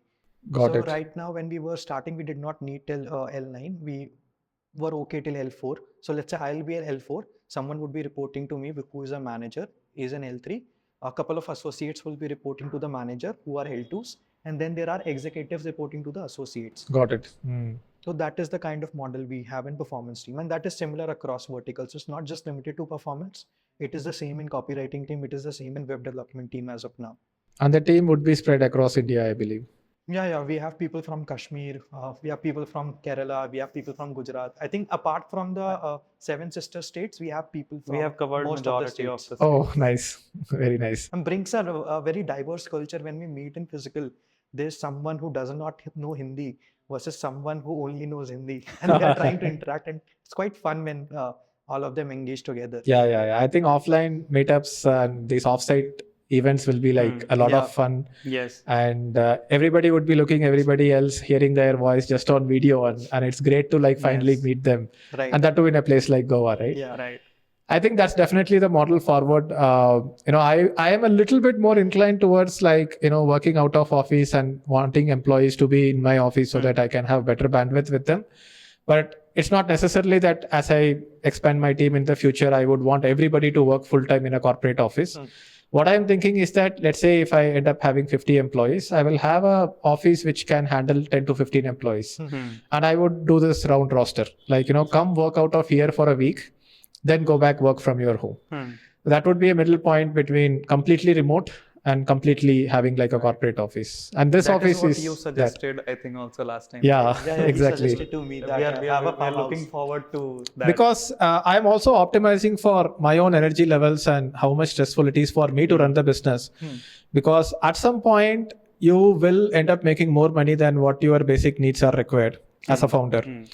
And then you will come to a point very soon from that point that you will end up having made enough investments that you can maintain your current standard of living for the rest of your life.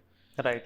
Then where is the motivation coming from? Because we all started with, bro, I need a roof over my head. I need to घर खरीदना है, गाड़ी खरीदना है, I need my vacations, then I need to get married, then I have to pay for my school's kids' education and everything. But a lot of entrepreneurs I have seen that once they reach that point where, hey, I can continue this standard of living for the rest of my life, I have enough investments, it's very difficult to motivate themselves beyond that.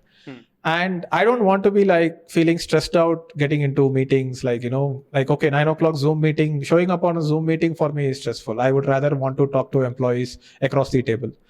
So that's what I have felt. So I am trying to optimize this entire entrepreneurship journey so that even if I am 80 years old, I'm sitting and doing podcasts like this, I'm doing a business. So I don't want to burn myself out too fast that I hate what I am doing.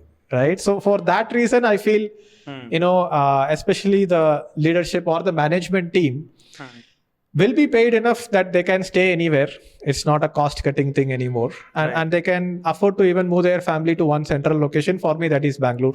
Yes. Weather wise, connectivity wise and everything. And if you are doing events as a coach as well, then you have that availability, but then you can take the vacations and everything. But it's not necessary that, okay, somebody who is just 25 years of age, 30 years of age, just starting out his career, and asking him to come to Bangalore and manage the cost of living here in Koramangala and coming to office will be unfair for him. So you stay wherever you want to stay, do the work. You come to Bangalore, stay here for like maybe a week in a quarter. That's enough. Or 2 weeks in a quarter. And eventually I'm planning to get a house nearby this office, which will be like a 4 BHK, which will be like a guest house for any of our employees coming and staying. I will cover your travel. I will cover your accommodation. You work out of the office. Let's do some long-term planning and you meet your manager, whatever, and then go back and continue.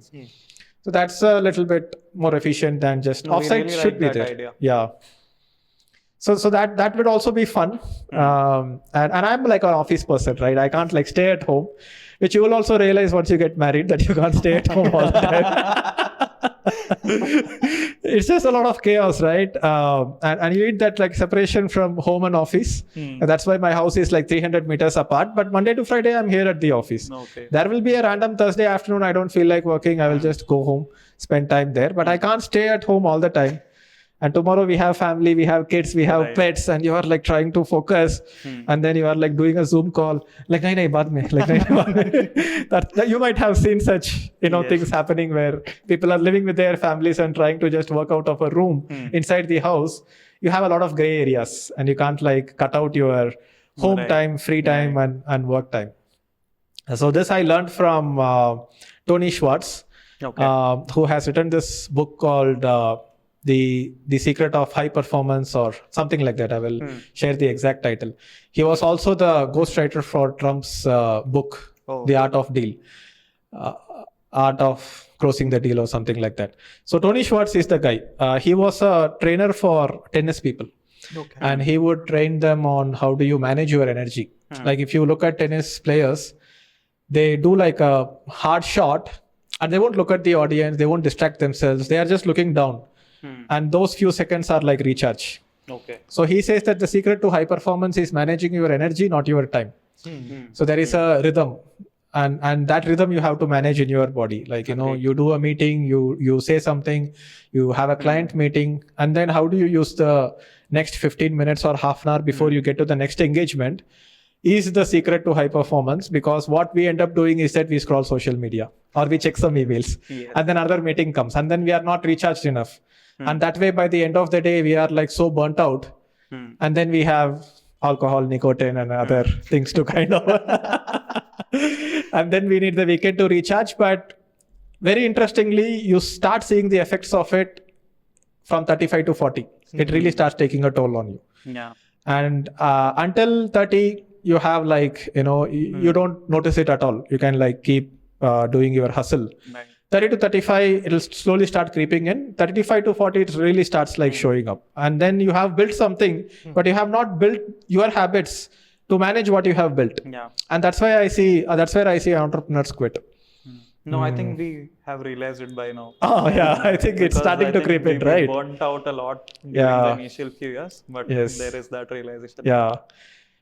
So yeah, I think a great conversation and a lot of validation on the way I'm looking at the coaching market as well. I have recently made a video about this as well. Okay. And whatever I'm saying in the video, this is like a good reinforcement for you, what you guys said as well, especially the part where I said long-term nurturing. They have paid you something, keep delivering value until they are convinced to come to the next thing, right? So that is the future. And anything else you guys want to ask me? So what is it that you're planning to bring? So that was one. Another thing that I wanted to ask was about the internship program that you had. Yeah. I think a lot of people who work with ScaleX also have done that. Yeah. I think pretty much in every startup out there, there is a few guys who have done my internship program because 14,000 people went through my internship program. Nice. So the way I'm looking at business is that I'm just playing a game and my personal needs are very less. I think I have gone through certain life events which made me extremely, just appreciating life for just the time I have, right? So I see a lot of business owners who are chasing something and I'm done with the chase, right? I'm not chasing, I'm not playing that capitalistic game anymore. But I do want to play the game at a large level. So I'm always looking for these ideas which can just create an impact, which can blow up and people are like, hey, how can he do this types? So that way, when I was doing these courses, which I started in 2016, so around 2,000 to 5,000 rupees was the price range of the course. And I used to launch one course every month, take the money, put it back into a free lead magnet, and the lead magnet will keep nurturing people. I have never advertised my webinar or workshop directly. I've always advertised only my free lead magnet.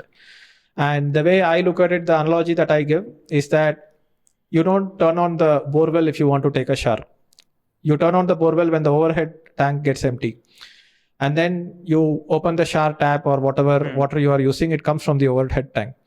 So the way I look at it is that Facebook, YouTube, Google, they are content channels. This is where the audience is hanging out.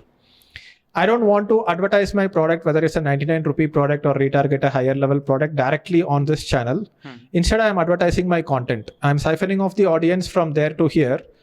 I don't have my own app or platform yet, but my email newsletter is my platform where I'm engaging the audience. Okay. So now I have siphoned it off to my reservoir or to my overhead tank. Now I can monetize this audience the way I want. So I have tried launching different courses. I have extensively promoted Growth School, Vaibhav Sasinti's product. I have promoted Siddharth Rajshekhar, Kulwant Nagi, Sanjay Shenoy. Pretty much everybody in the market, they have used my email list as a launchpad. And I have generated revenue from that email list and then again gone ahead and built that email list. So that way I have generated 2 million leads so far in the past 6 years. Nice. And the way I'm trying to think of it is that there are only 2 metrics that I have to be aware of: cost per lead, revenue per lead. As long as the revenue per lead is most time cost per lead, plus it takes care of my fixed expenses, it's gonna work. So 2019, when I was thinking that, hey, all these people who buy my 2,000 to 5,000 rupee course programs, 5 to 10% is the completion rate. What if I incentivize these people to complete what they have started by giving them cashback? And this cashback thing started long back in 2009. I was doing a project where you could create a site where people come and sign up for affiliate offers through your link and you give them a cashback. Similarly, what Cash Karo initially started with. Then I think that model kind of died. They became Earn Karo and now they have become an affiliate platform itself. But I used to give cashbacks for people who signed up through my affiliate link. And I used to give like 50% back. And we used to use eGold, PayPal back in the day. So I know that if you create something where you are paying people money, even if it is a cashback which they have paid, then that will get a lot of word of mouth traction. So 2019 December is when I was contemplating this idea. Hey, what if I launch this product and tell that, hey, there are going to be 10 lessons. Each lesson will have an assignment. You complete that assignment, I will give you a cashback. So I was wanting to go bullish on the first batch. Because the average completion rate was 5 to 10%, I thought it might increase to 30-40%. So I ended up promising 15,500 cashback for a 10,000 rupee product. So they paid 10,000 plus GST 11,800. The promised cashback was 15,500. First assignment 1,000, second assignment 1,100, third assignment 1,200. As I had created like all the way to 1,900 or something. And we ended up collecting 57 lakhs in total cash in a single webinar. I told that 1,500 people were on the webinar, and that webinar selling model I learned from Siddharth. So full credits to him. I did not move from landing page to webinar until I saw him making sales on a webinar. And Zoom also just started working at that time, and then during COVID time it accelerated. So 1,500 people on the webinar, and I called it the internship program because I was running the agency on the side. We worked with Your Story and a bunch of other well-known companies to build their funnel. But I did not scale up the agency as efficiently as you guys have done. We did a lot of mistakes there. We learned from it, which we'll definitely use. But COVID obviously shut down the agency business for a time being, right? And I thought, okay, this is scaling up. Let's just scale this up. And the first batch I called it the internship program because a lot of people wanted to do an internship with me. So it was a name play. But this is a course. I obviously did not missell it. But when I say internship program, a lot of people applied for it because they thought it was a job application. Okay. And when you look at it, job applications are actually the top of the funnel because if you can go get a 1 lakh per month job and that's your target, you won't upskill. Only when you don't get a job, you will upskill. So that is how LinkedIn acquired Lynda and they made this whole, Naukri has Naukri learning. So jobs, application and upskilling kind of always goes hand in hand. So the internship program became like that. Then did batch 2, batch 3, batch 4. Batch 4 was the largest. It was in June 2020. And we ended up having 1,150 students in a single batch, paying 15,000 rupees. So we ended up making 1.8 crore revenue in a single month. And since then, it was not that level of scale, but we still managed to enroll like 500 students in every batch and trained like 14,000 students so far, probably paid more than 8 crores in cashback alone. So when people get that cashback, as you said, your employees, when they were getting their salaries, when they believed that you will actually get the salary. So similarly, a lot of people only believed that this guy will actually give the cashback once I credited the first cashback onto their account. And India is a very trust deficit country, right? You don't get the money back even if it is your relative. Especially if it is your relative. Yeah, especially if it is your relative. So an online stranger asking for money, saying that he will give cash back once I complete the assignment and submit it, and actually crediting the cash back into his account itself is such a great trust building mechanism, right? So that's what happened with internship program. And then past 2 years, I have been focusing a lot of my time on personal life, fitness, Bitcoin. 1.5 years ago, I got married. So now I am going to probably start scaling again. I definitely want to, get into the Rajiv Talreja's business coaching niche eventually. And that's what I am doing a lot of research on these models, talking to you guys. And I have been learning from Siddharth Rajshekhar, Rohan, paid for masterminds. Like a lot of money went into mastermind. Sam Owen's mastermind was the costliest, $30,000 for 1 year mastermind. Rohan's mastermind was around 10 lakhs. We stayed as a member for 2 years. So all that investment now has to make a return. So hopefully, let's see how the journey goes. So eventually we shut down the internship program. One of the reasons is that, first of all, the content is outdated. I had created 30 hours of course content, very in depth. And that would take some time for me to rebuild that entire thing.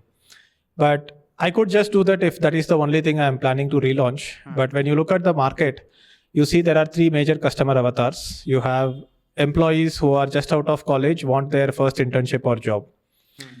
Their paying capacity will kind of cap out around 20,000 rupees. Unless you are doing something like an offline institute with a guaranteed placement, you can't increase the price to more than 1 lakh. And I am more like a digital only guy. I don't want offline institutes. Then I discovered that most of these people in the second stage who are already having 3 to 5 years of work experience, they want to become freelancers. They don't want to start a business, but with their skills, they want to earn, let's say 1 to 2 lakh a month in revenue. And a lot of these people, they want income, not revenue. And they are also looking at US clients. Like, a lot of my students are doing something like performance marketing or email copywriting for US clients. And single email copy will be like $50. So you write 10 email copies, that's $500. And they're very clear that, hey, I don't want to build a business right now, have employees and all that headache. I just want income. I want freedom of time and location. I want to travel and just work from my laptop. So that freelancing category seems to be the next big major category, which I am focusing on right now. But eventually I want to get into the business category as well. which will be a 2 lakh high ticket program. So we have already enrolled 200 members in our high ticket program called Alpha Club.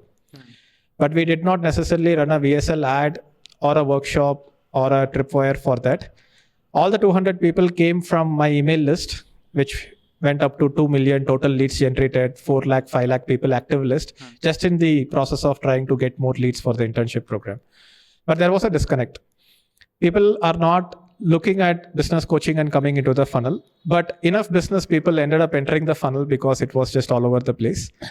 For Alpha Club, the target customers for Alpha Club. So a lot of interns could not go for an upsell, and Alpha Club was not relevant to them. But we wanted to try the high ticket. We wanted to try Rohan's model. We set up a sales team. We did one-on-one sales and we did account management, product delivery. It's much more difficult to deliver the product which is costing 2 lakh because people are not paying for a course. They are paying for a hybrid service, like a done with you service, even though it's not completely done for you agency. So we found out the challenges in that, but I did not have a top of the funnel for Alpha Club separately. And the list eventually ran out. Whatever Alpha Club members I could convert from the email list, I have already converted. Now I have to build a top of the funnel for that. Now the idea is that, let's say in Rohan's program, he has Usability X, and we are a business who were making 70-80 lakhs a month in revenue at its peak.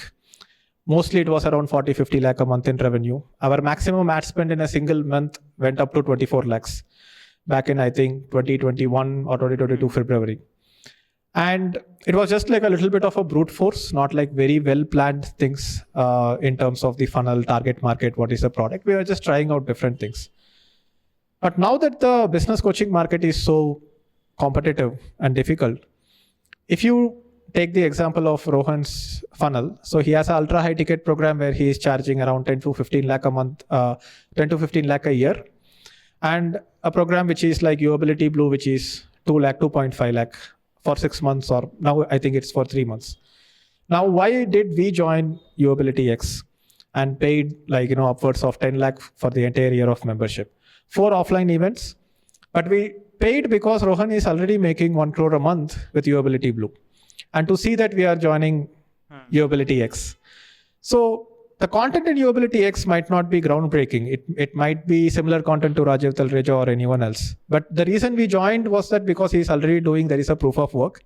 And we also want to get to 1 crore a month consistently in revenue. That's why we joined. Now, hypothetically, imagine that he's only selling Usability X and he's not selling Usability Blue.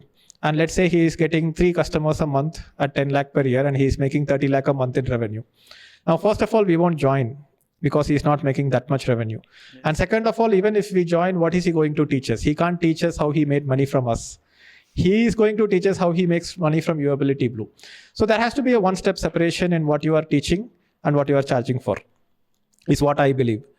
Now, because the high ticket program around 1 to 2 lakh business coaching program is also very competitive, the way I am approaching it is that, yes, I can teach you how to make, let's say, 10 lakh a month in revenue. Somebody who is already making 10 lakh can pay 10 lakh a year for an ultra high ticket.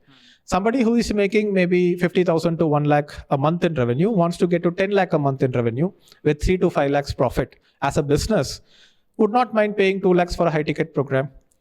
Now, in that high ticket program, we are teaching them how to build a business that makes 10 lakhs a month. But the proof of work for that cannot be the same high ticket program, is my belief. Yeah, because in the business coaching, I am telling people that, hey, go ahead and choose a micro niche. But my own business coaching niche is not a micro niche, it's a broad niche. So I cannot tell them that, hey, go ahead and choose a micro niche while I am itself not operating in a micro niche. And I cannot tell them choose a broad niche, which is business coaching itself. And a lot of that has already happened in the market, right? Hey, I'm a business coach. I will teach you how to build a business. And the students are also becoming business coaches. So I believe strongly that I need proof of work for the 1 to 2 lakh high ticket program also, where I am telling people, hey, you can get up to 10 lakh a month. But what will you do? You cannot build a brand new startup. You cannot go ahead and find like a new idea, AI, robotics, machine learning. That happens in the media. And 90% of such startups eventually close shop. Even the startups who raise Series A, Series B, then eventually close shop, right? For me, that is not business. I have worked in enough funded startups. It's all a narrative game on a revenue multiplier and getting funding, Series A, Series B. So I am trying to seed this term into the market, which is micro startup. What is a micro startup? It will make 10 lakh a month in revenue minimum. It will make at least 2 to 3 lakh a month in profit. If you want to push it, you can make 3 to 5 lakh a month in profit, but at least 20% profit margin. Single founder, ideally as much as possible so that you have the freedom and flexibility. Small team, maybe go up to 20, 30 people, but beyond that, you are like a big company. Now, the purpose of this is that you can have a certain level of freedom and you have a scalability from being a freelancer. So this is the narrative. Now, if I am teaching people how to get to 10 lakh a month, I can only teach them either you become a coach or you become an agency or do a combination of the both. Because then the do it yourself, complete courses, done with you, more like masterminds consulting, done for you is an agency. So pick a niche, pick a particular target market, build this startup around your personal expertise and around your personal brand. So personal brand is the central theme of it. For which I believe that I should choose a micro niche and I should get to 10 lakh a month with coaching and I should get to 10 lakh a month with agency myself. Which is the case study for teaching people, hey, how you can get to 10 lakh a month. And that will be a much stronger narrative is what I feel. Right. So I am right now working on this micro niche, which is digital marketing, more specifically freelancing. Okay. Learned how to become a digital marketing freelancer. And that product is Mastery Club. Here you are a person who is gaining mastery on a particular skill. You are not learning management on how to manage people, clients, business, incoming revenue, outgoing expenses that you can do later. You first become skilled technician. And this is much inspired by Robert Greene's book, which is Mastery.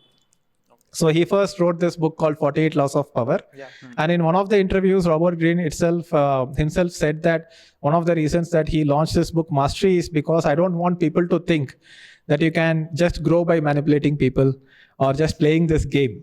The true power comes from having mastered a particular skill. Yeah. And then you can eventually get to the next level. So a lot of people do BE, BTech, and some people go to ME, MTech, PhD, but a lot of people go into management education, which is the whole business coaching industry in a more street smart way. So Rajiv Talreja and all these business coaches give you street smart business advice, which you don't get from MBA. If you go to an MBA, they are again getting you a management job. Correct. They are not teaching you how to build a business which is street smart and be profitable. Yeah. And Rajiv Talreja is also very much against this whole funded startup cycles. And he thinks that it's a scam. I also think it's a scam.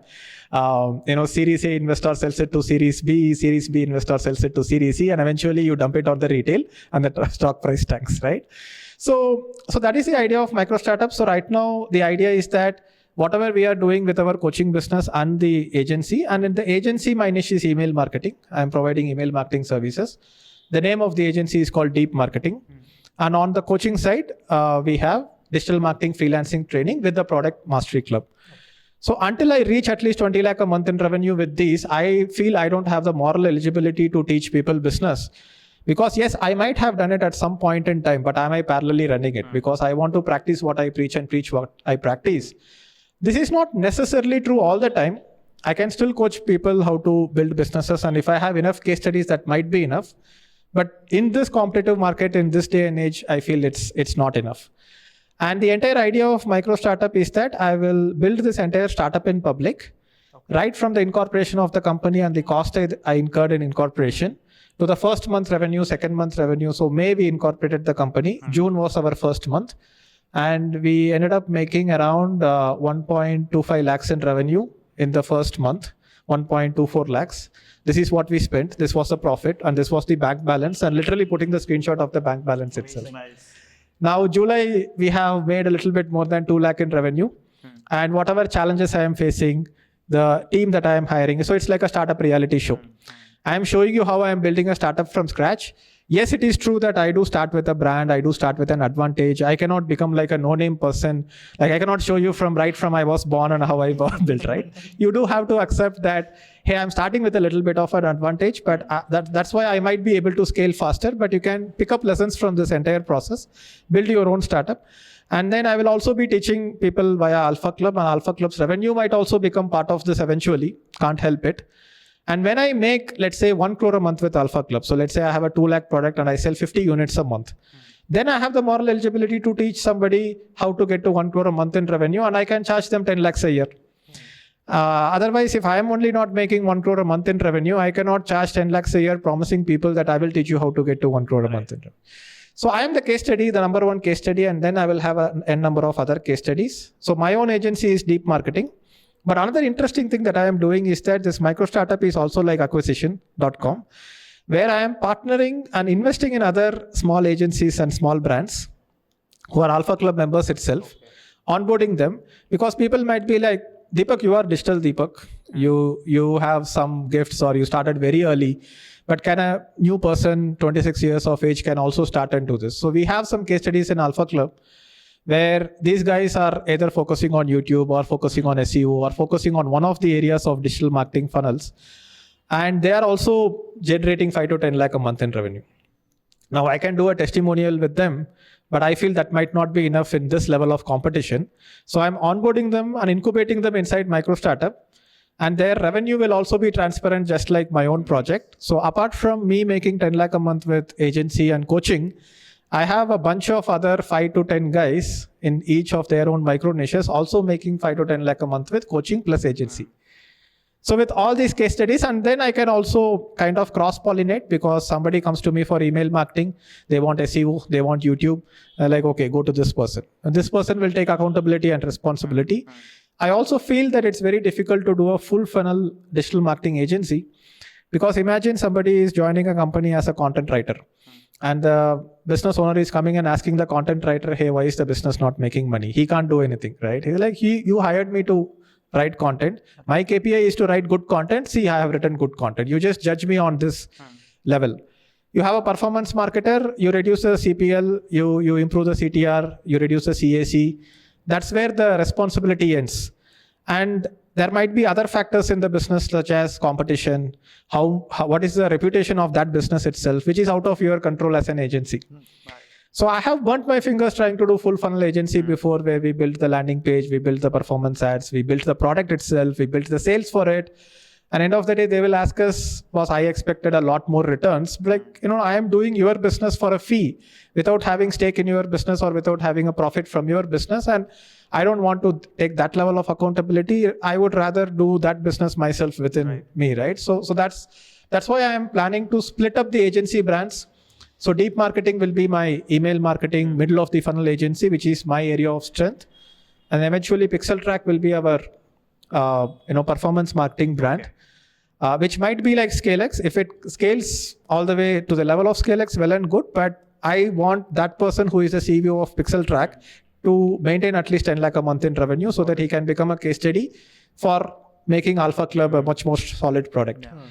And then we have magneticsales.com. So I have acquired a bunch of premium domain names as an agency name for all the future brands.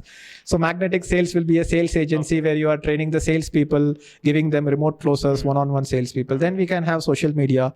Then we can have copywriting. Then we can have SEO. So probably 7-8 categories in digital marketing.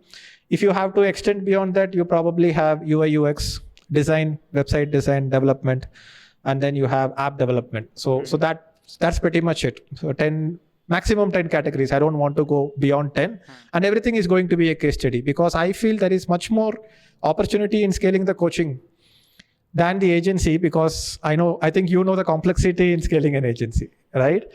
And eventually I want to roll out the profits from the coaching business into building a SaaS product, which will be a landing page tool, an email marketing tool, a pipeline tool. And then ask our agency clients to use our own SaaS product. Now I can add micro SaaS as a module in Alpha Club. Correct. So now you can make money with agency, you can make money with coaching, you can make money with micro SaaS as well. And we have case studies for all these things. So that is what I am building, and I am building it at my own pace, not rushing through the process. Brilliant. Yeah. Thank you. Even though it is going to take time. It is going to take time. And it's going to take a certain level of intellect for people to even understand what I am doing. But I want only such people into the business. See, I have seen people literally put their gold in your Muthoot Finance, take a loan and buy like a 5 lakh high ticket program out of emotion. And these are like extreme fanboys who will also become extreme complainers, right? Like, the Jitesh Manwani had said, I don't want people who are like, sir, somehow I will join your mastermind, sir. Yeah, you will turn my life around. I don't want such people. And that is why I am more inclined towards email writing, because bro, if you can't sit and read my email for 15 minutes, like 1,500 word email, you are not my target audience. I want only that kind of people. And it's nice to work with that kind of people who are like, I have seen so many intellectual people in my mastermind that I have learned a lot from them. Yeah. And for me, that's fun. Like, business becomes fun when you surround yourself with people like that. And I think overall, from a very meta perspective, I think everybody has different purposes of money. Some people make money to show off. Some people make money to contribute it back to the world. Some people make money for their own family. For me, if you look at why I want to make money, is because it gives the power to surround yourself with people that you like. Right? You can eliminate all the rest of the people. So if you are working in a corporate making even $1 million a year as a CEO, you still have to deal with people you don't like. Right. So as a business founder, you can choose the people that you want to work with. And I go with very intuitive, vibey decision on hiring. Like, not by looking at a resume. And I want my clients to be also like that. I just want to work with you if I like you. Yeah. If I don't like you, no matter how much you are paying, I don't want that money. So that is the best purpose of money that I can see. Way of like, if you're a Bill Gates or Jeff Bezos, like you can even change your wife, right? If you don't like it. Or at your own level, right? You don't like your wife, then you can change it, right? If you have money. But if you don't have money, you're screwed. But anyway, on a lighter note. So yeah, it was a fun podcast. I think it's more than 1.5 hours. But Thanks a lot for sharing all your insights. I had fun doing this podcast. I hope you had fun as well, having this discussion. Thank you for having us. Awesome. It's my pleasure. So yeah, that's that. Thank you guys. Leave a comment below what you think about this particular podcast. And we will definitely do one more round of this sometime in the future. Sure. Yes. Chalo. Bye-bye.